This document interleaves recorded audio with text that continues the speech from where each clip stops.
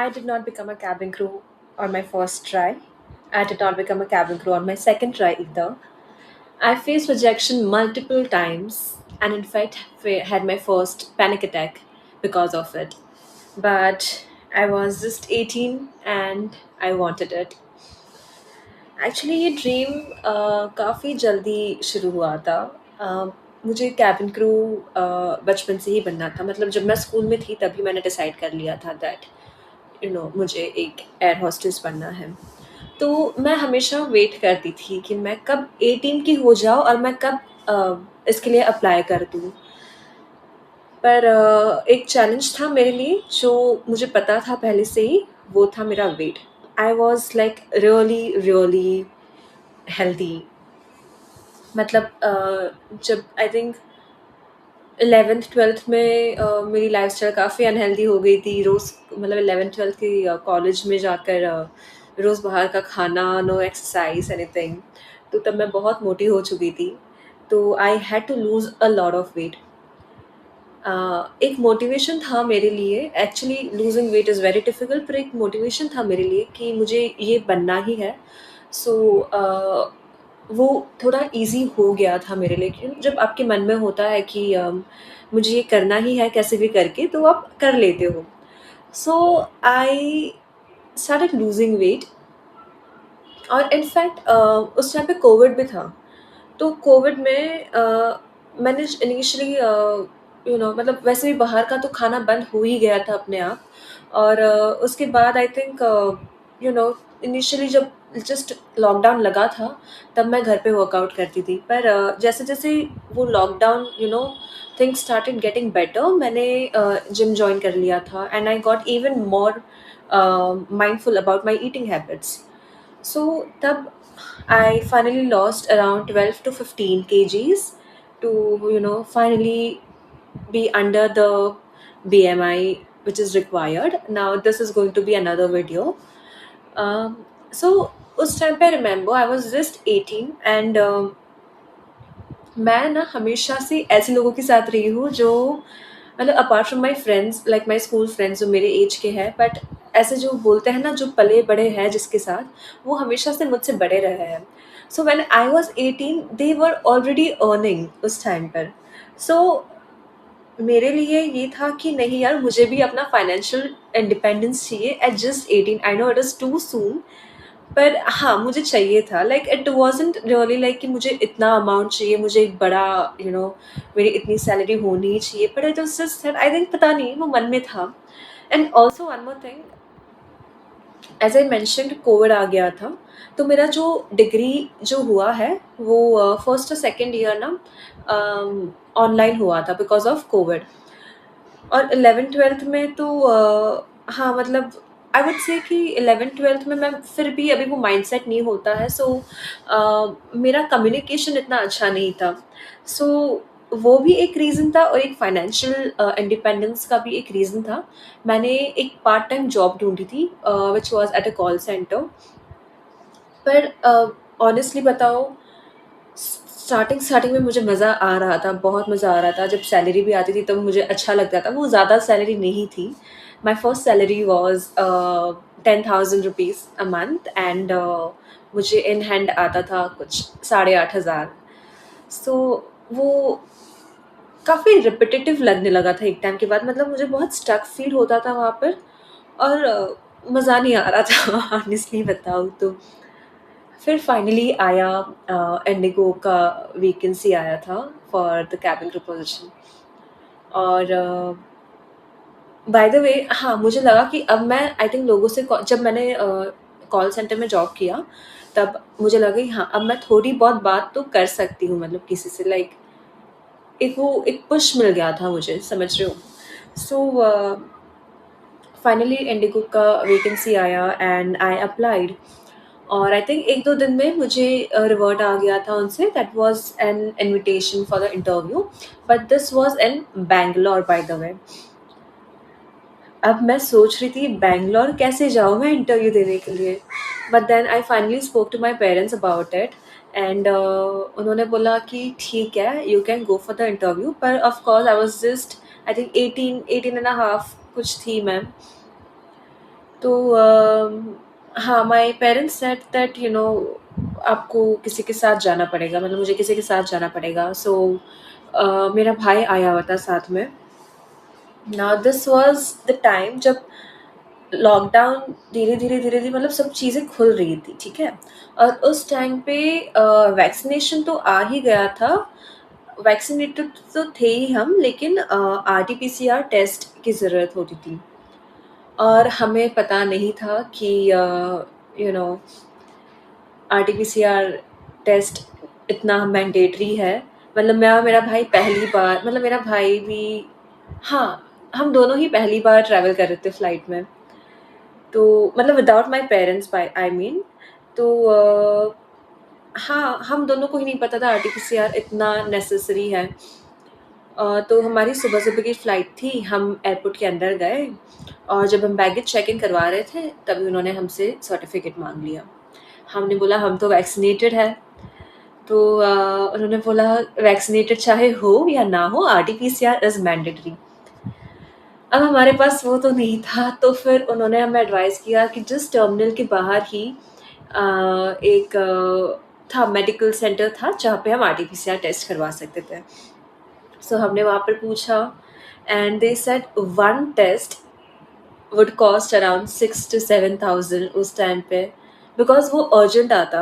Urgent urgent भी कितना ही था, मतलब अगर हमें बाकी बाहर से करवाओ तो आई थिंक 1 दिन में या कुछ घंटों में मिल रहा था, but this urgent was also in about 1 और 2 आवर्स। तो हाँ, उसके वो लोग 6 टू 7,000 चार्ज कर रहे थे और मैं और मेरे भाई, हम दोनों ही छोटे थे, हम दोनों के पास इतने 15-20 हज़ार तो कैसे ही हो गए। हाँ, मतलब पेरेंट्स ने थोड़े बहुत दिए होंगे कैश, पर उतने भी नहीं देते ना, मतलब छोटे-छोटे बच्चे हैं दोनों। फिर हम लोग ट्राई कर रहे थे पापा को कॉल करने का, पर सुबह के कितने बज रहे थे, मुझे मेरे ख्याल से 4-5 बज रहे होंगे, मेरी बहुत अर्ली मॉर्निंग फ्लाइट थी। तो सुबह के 4-5 बज रहे होंगे और पहले इनिशियल मतलब पहले के कॉल्स तो कुछ उठाए नहीं, तो क्योंकि सोए थे ऑफ कोर्स। फिर फाइनली उठाया तो पापा ने बोला कि एक काम करो, फ्लाइट जाने दो, आप देख लो कोई बस या ट्रेन व्रेन का कोई ऑप्शन होगा तो। हमने वो सारे ऑल्टरनेटिव्स ढूँढने के ट्राई किए, बट नथिंग वाज़ पॉसिबल, कुछ भी पॉसिबल नहीं था, पता नहीं क्या हुआ था उस दिन पे। ना उस टाइम पे ट्रेन कोई अवेलेबल थी या फिर कुछ बुक था, आई मीन ट्रेन्स बुक थे, बस अवेलेबल नहीं था उस टाइम पे। तो थोड़ा-सा डिफ़िकल्ट हो गया था। तो हम दोनों चुपचाप घर आ गए वापस। मतलब हम दोनों इतने एक्साइटेड थे, मतलब मैं तो एक्साइटमेंट और नर्वस दोनों से भरी हुई थी। एक्साइटमेंट और नर्वसनेस से, क्योंकि मेरा इंटरव्यू था। पर एक्साइटमेंट इस बात की क्योंकि मैं हम पहली बार पेरेंट्स के बिना कहीं पे जा रहे हैं, तो मतलब मज़ा आएगा यार। तो हाँ, हम दोनों ही सड़े हुए मुँह लेकर हम आ गए घर। तो आई थिंक मेरे पापा से ना मेरा वो फेस देखा नहीं गया, मतलब ऐसे एकदम रोंदो सी शक्ल बना रखी थी मैंने। तो पापा ने कहा कि कोई बात नहीं, अभी जाकर तू आरटी-पीसीआर करवा ले। उनको बोल थोड़ा अर्जेंट में चाहिए तो एटलीस्ट, मतलब मैं दोपहर में किया तो फिर मुझे रात तक मिल गया था आरटी-पीसीआर का टेस्ट। और नेक्स्ट डे की बुक करवाई थी फिर फ्लाइट्स की टिकट मेरे पापा ने फिर से, अब दिस टाइम क्योंकि ऑफ कोर्स बहुत ज़्यादा खर्चा हो रहा था, तो पापा ने सिर्फ़ मेरे अकेले की करवा दी थी। And you know of course उनके मन में थोड़ा-सा डर तो होगा, पर देन ठीक है, अकेले की करवा दी थी। तो हाँ, अब बाय द वे जिस दिन मेरा इंटरव्यू था उसी दिन की फ्लाइट थी। मतलब मेरा आज 12 बजे का अगर मेरा इंटरव्यू शेड्यूल था, तो मैं सुबह-सुबह, मतलब 12 बजे नहीं था, I don't remember the timings properly, लेकिन जस्ट फॉर एग्ज़ाम्पल अगर मेरा बा कुछ 3-4 घंटे पहले पहुँची हूँ, टू मेक यू अंडरस्टैंड। 10 बजे का इंटरव्यू था तो मैं सुबह 6 बजे पहुँची थी, वैसा कुछ था। तो अब मैंने फ्लाइट ली, मैं बैंगलोर पहुँची और मैं बैंगलोर के एयरपोर्ट पे रेडी हुई हूँ बाय द वे। फिर मैं एयरपोर्ट से रेडी होकर मैंने मैंने व्हाइट शर्ट, स्कर्ट, स्टॉकिंग्स, मैंने बाल-वाल बना लिए थे, थोड़ा बहुत मेकअप कर लिया था मैंने। तो वो सब करके मैं फाइनली पहुँच गई थी इंटरव्यू के लिए। अब वहाँ पे इतने सारे लोग थे,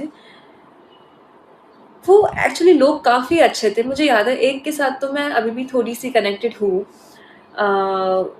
मतलब आई रिमेंबर वो क्या बोलूँ मैं कैसे बस बताऊँ मैं आपको, वो जो एनवायरनमेंट था, काफ़ी फ्रेंडली था वो।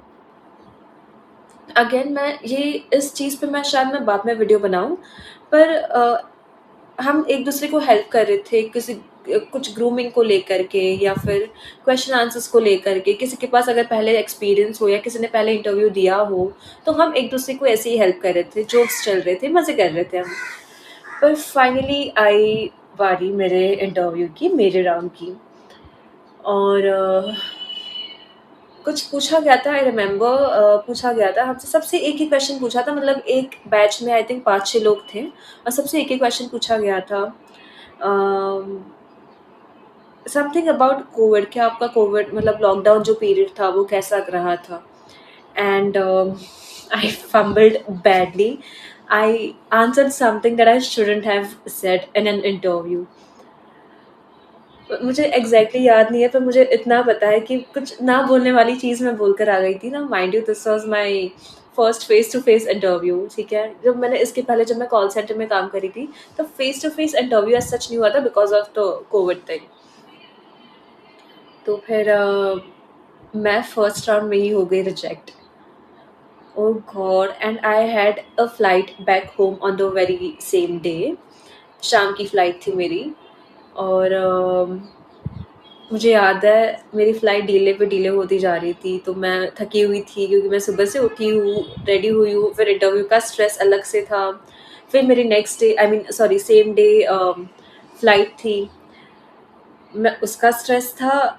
पहली बार ट्रैवल कर रही थी मैं, इंटरव्यू में फर्स्ट राउंड में ही मैं रिजेक्ट हो गई और मेरे मन में था कि मेरे पापा से इतना खर्चा करवा दिया है अब मैं घर पे जाके क्या बोलूँगी कि मैं फर्स्ट राउंड में रिजेक्ट होकर आ गई।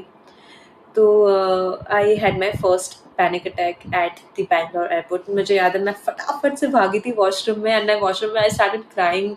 और मतलब एकदम सिर्फ ऐसा नहीं रो रही थी कि बस आंसू आ रहे हैं and I am just wiping my tears, no, मैं एकदम I was sobbing, like really sobbing. And हाँ, मतलब यही था मेरा पहला इंटरव्यू एक्सपीरियंस। उसके बाद जब मैं घर आई, मैंने घर पे बताया एंड दे वर लाइक कोई बात नहीं, होता है, इट्स ओके, लाइक उन्होंने कुछ बोला नहीं मुझे, ऑफ कोर्स, मतलब ऑफ कोर्स क्यों बोलेंगे कुछ। उसके बाद आई थिंक थोड़े मंथ्स के बाद बॉम्बे में इंटरव्यूज़ फाइनली शुरू हो गए थे मुंबई में। तो मैंने अप्लाई किया हुआ था। इसमें भी जब मैं मुंबई के इंटरव्यू में जब मैं पहली बार गई थी ना, तब मैं फर्स्ट राउंड में ही रिजेक्ट हो गई थी क्योंकि उन्होंने मुझसे कुछ पूछा और मैंने नर्वसनेस में मैंने बहुत फंबल कर दिया था आंसर बोलते-बोलते। तो मतलब मैं कॉन्फिडेंट नहीं लगी उनको ज़्यादा। तो हाँ, उसमें मैं फर्स्ट राउंड में रिजेक्ट हो गई थी। फिर मैंने घर पे आके बोला मम्मा नहीं, नहीं हुई मैं सिलेक्ट। फिर आई थिंक उनके इंटरव्यूज़ आते गए थे। So I have applied for each one of them, I am telling you each one of them. And कभी-कभी मैं सेकंड एक टाइम तक मतलब सेकंड राउंड तक पहुँच चुकी थी मैं। जब मैं सेकंड राउंड तक पहली बार पहुँची थी तब आई वाज़ रियली शिवरिंग, मतलब मुझे भरोसा ही नहीं हो रहा था कि मैं फर्स्ट राउंड में फर्स्ट राउंड में सिलेक्ट हो गई हूँ। मुझे याद है, and then I was with a friend actually, और वो मुझे शांत कर रही थी, calm down, it's okay, you have done this, you can still do it, आगे की राउंड्स भी क्लियर हो जाएँगे ऐसे ही। सो या फिर but then again second round में मैं रिजेक्ट हो गई थी। Because second round was a scar check round और मुझे उस टाइम पे थोड़े-से डिस्कलरेशन थी। मतलब इन माय टीनेज पीरियड तभी मुझे काफ़ी ज़्यादा एक्ने और वो सब होते थे। So I spent a lot of money on my skin. तो फिर भी उसकी मार्क्स वार्क्स रह गए थे थोड़े, तो उसकी वज़ह से मैं रिजेक्ट हुई थी। बट देन एक एक टाइम आया था जब मैंने फर्स्ट सेकंड राउंड क्लियर कर दिया था, but then was a communication round. फिर मैं कम्युनिकेशन राउंड में भी रिजेक्ट हुई हूँ क्योंकि मुझे समझ में नहीं आया कि मैं क्या बोलूँ। मतलब it was just one and one communication but it was still online, मतलब वीडियो कॉल पे कोई सामने की तरफ था। सो मैं थर्ड राउंड में भी रिजेक्ट हुई थी। फिर उसके बाद मैंने फिर से ट्राई किया था। अब तक मतलब कुछ 4-5 ट्राई हो गई है। उसके बाद मैंने फिर से अप्लाई किया। मैं फिर से गई इंटरव्यू के लिए। No, I did not want to give up, I really did not want to give up. तो मैं फिर से गई थी इंटरव्यू के लिए एंड मैं लास्ट राउंड में रिजेक्ट होकर आई हूँ। और तब आई ब्रोक डाउन अगेन। मैं फटाक से भागी हूँ वॉशरूम में और मैं रोने लगी हूँ। इतना रोई हूँ क्योंकि वो लास्ट राउंड तक आकर रिजेक्ट होना was even more hurtful than being rejected in the first round. मतलब आप सोचो कि मैं इतना दूर तक आकर भी मैं नहीं हो पाया। और उस टाइम पे फिर हाँ, I remember. By the way, मैंने क्योंकि इतनी बार इंटरव्यूज़ दे दिए थे, वो जो इंटरव्यूअर थी वो मुझे पहचानने लग गए थे। तो उन्होंने मुझे बोल दिया कि I know that you really dream of becoming a cabin crew and आप बहुत एक्साइटेड हो, पर आई वांट यू। उन्होंने मुझे एक्चुअली पर्सनली बोला है कि I want you to work on yourself, work on your skin first and then come back again. एकदम क्यूरियोसिटी में या एकदम एक्साइटमेंट में हर इंटरव्यूज़ देकर कोई मतलब नहीं है। उन्होंने मुझे क्लियरली बोल दिया था ये, एंड आई टूक इट वेरी पर्सनली। तो मैंने सोचा कि may be this is just not for me and हाँ, तो मैंने गिव अप कर लिया था उस टाइम पे क्योंकि लास्ट राउंड तक आकर और फिर मुझे इंटरव्यूअर ने ऐसा बोल दिया था। आई वाज़ लाइक नो, मैं नहीं कर रही हूँ ये। तब मैंने दूसरे प्लान्स बनाने शुरू कर दिए थे आगे की। अब मुझे ये तो नहीं बन सकती, अब मैं और क्या कर सकती हूँ? तो मैंने वो दूसरे सारे प्लान्स शुरू कर दिए थे। बट आई रिमेंबर वो सब प्लानिंग जब चल ही रही थी, तब एक और बार फिर से इंटरव्यू के लिए आया था वैकेंसी। एंड मैंने सोचा कि इस बार तो मैं कर देती हूँ अप्लाई, मतलब एक लास्ट ट्राई करके देखते हैं, जो होगा वो देख लेंगे। वैसे भी इतने टाइम रिजेक्ट हो ही गई है, तो अब इससे ज़्यादा रिजेक्शन का पेन तो नहीं होगा अब।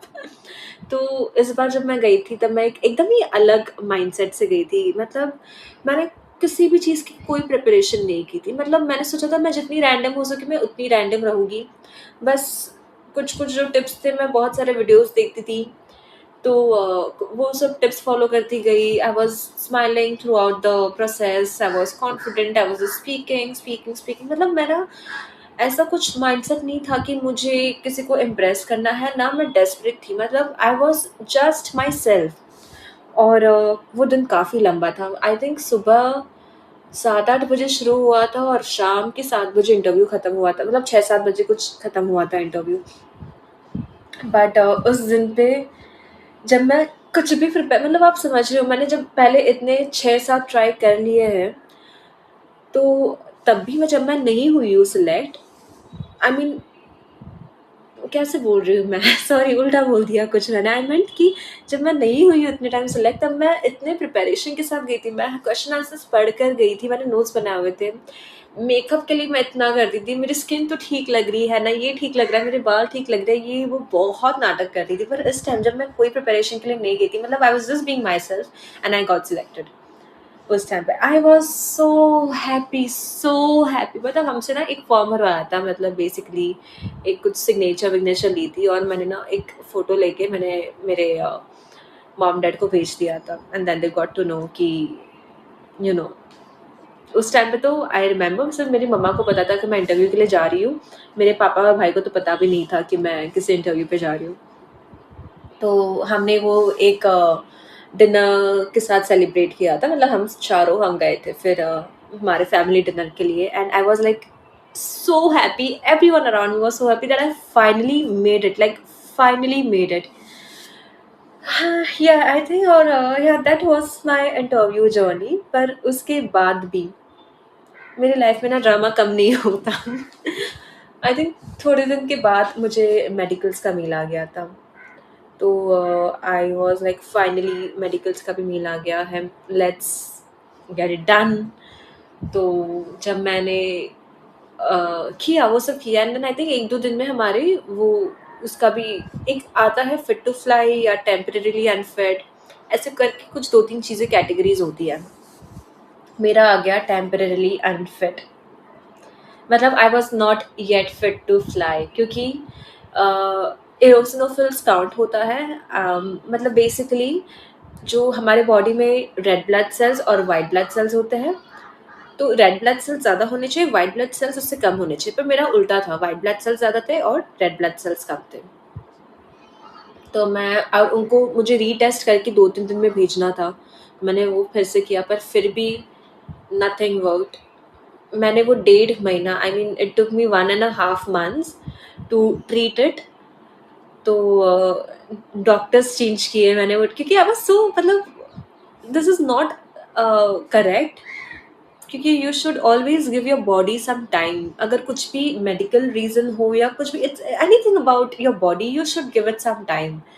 पर मैंने डॉक्टर्स चेंज किए, मेडिसिन चेंज किए, तब जाकर there was more delay of 1.5 months. मतलब जब मैं 1 साल से तो इतनी मेहनत कर ही रही हूँ, जब मैंने फाइनली इंटरव्यू क्रैक भी कर दिया है, तब मुझे डेढ़ महीना और रुकना पड़ा था because of my eosinophil counts. तो मैंने फिर मेडिसिन्स ली। फिर फाइनली डेढ़ महीने के बाद जब आया था fit to fly, and I was like oh God, finally आया। But I still wasn't feeling secure enough. मैं सोच रही थी जब तक मुझे कॉल नहीं आ जाता ना कि ये तुम्हारा बेस होगा, ये तुम्हारा डेट ऑफ जॉइनिंग होगा, तब तक मुझे शांति नहीं मिल रही थी। और हमारा एक ग्रुप बना हुआ था, जो भी इंटरव्यू के लिए आए थे, जो भी सिलेक्ट हुए थे। तो मैं देख रही थी सबका फिट टू फ्लाई आ रहा है, सबका फिट टू फ्लाई आ रहा है, एक मैं ही क्यों बाकी रह गई हूँ उसमें। तो मतलब I was one of the last people, हमारा जो ग्रुप बना था ना उसमें।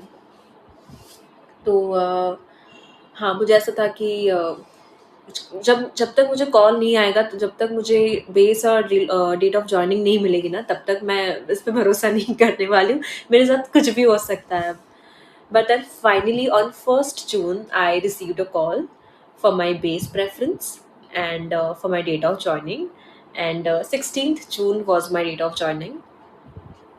I think 13th या 14th June 2022 को मुझे टिकट्स भी आ गई थी बॉम्बे से दिल्ली की, क्योंकि दिल्ली में उनका ट्रेनिंग सेंटर है। मुझे 3 महीने के लिए वहाँ ट्रेनिंग के लिए जाना था। So I think